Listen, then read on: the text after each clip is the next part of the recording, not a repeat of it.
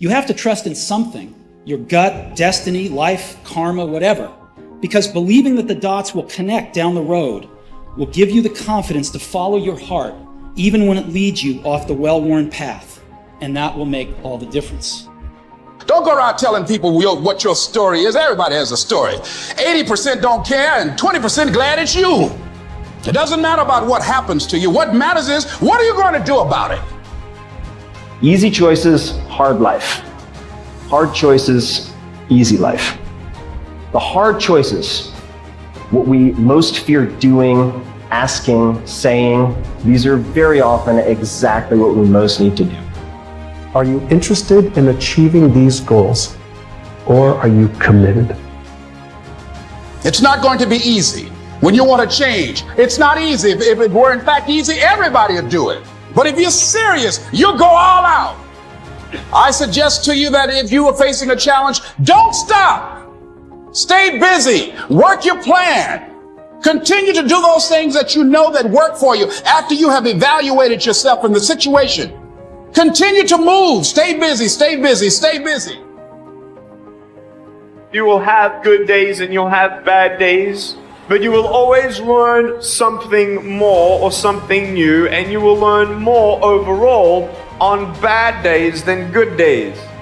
You will learn more about yourself, you'll learn more about relationships, you'll learn about life and principles, and it'll build your character.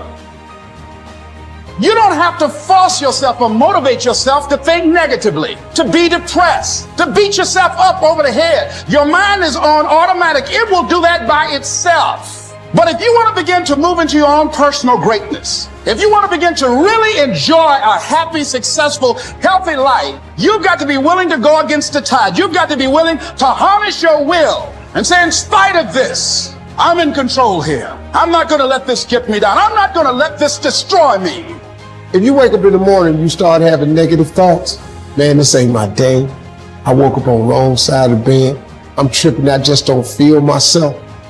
In the middle of the day, if you feel yourself doing that, stop. Just stop for a second and start going over in your mind everything you have to be grateful for.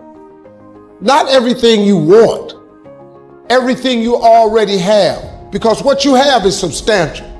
You just haven't gone over the list and taken inventory in a long time. But the fact that you can walk, that's a blessing. The fact that you woke up, that's another blessing. The fact that you can see, think, reason, that's another blessing. The fact that you can go somewhere and get yourself something to eat, that's another blessing. And I'm just talking to you, I don't even know you. I could give you 50 things you ought to be grateful for right now. I don't even know you. Start coating your mind with gratitude. It'll change everything for you. One of the most important lessons in life that you should know is to remember to have an attitude of gratitude, of humility. Understand where the gift comes from. It's not mine, it's been given to me. Use what I have, use what you have to help others. You know, on your last day, you can't take it with you, but you can leave it here.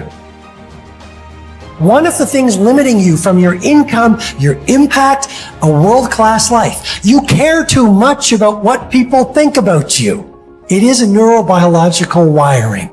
It served us thousands of years ago. We wanted to fit into the crowd because if we left the crowd or our social network, we would die of starvation or we would be eaten by saber-toothed tigers.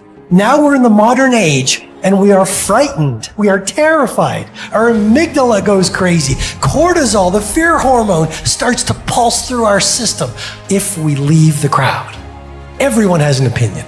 Why let the opinions of other people deny you from a life that will make history? It's very important that you engage in an ongoing process to develop you. Spend more time on yourself than what you've been spending. Working on yourself, talking to yourself, overcoming the negative conversation, that inner dialogue that's going on all the time, even when you don't want it to be there. You can't stop yourself right now from thinking. You can't do it. And so learning how to empower yourself, part of doing that is standing up to yourself. You've got to stand up inside yourself sometimes and say, shut up. I was going to give a presentation, and this voice inside of me saying, you can't do this. You don't have everything it takes. I shut up. I'm behind on my bills, and you're telling me what I can't do. I have got to do it. You get scared sometimes. Your mind will go blank on you. Some people you will allow to unnerve you, and you wonder, what's wrong with me? I'm not crazy. That's why you got to learn to make a conscious, deliberate, determined effort to stand up inside yourself, working on yourself, watching that inner dialogue. It will determine the quality of your life.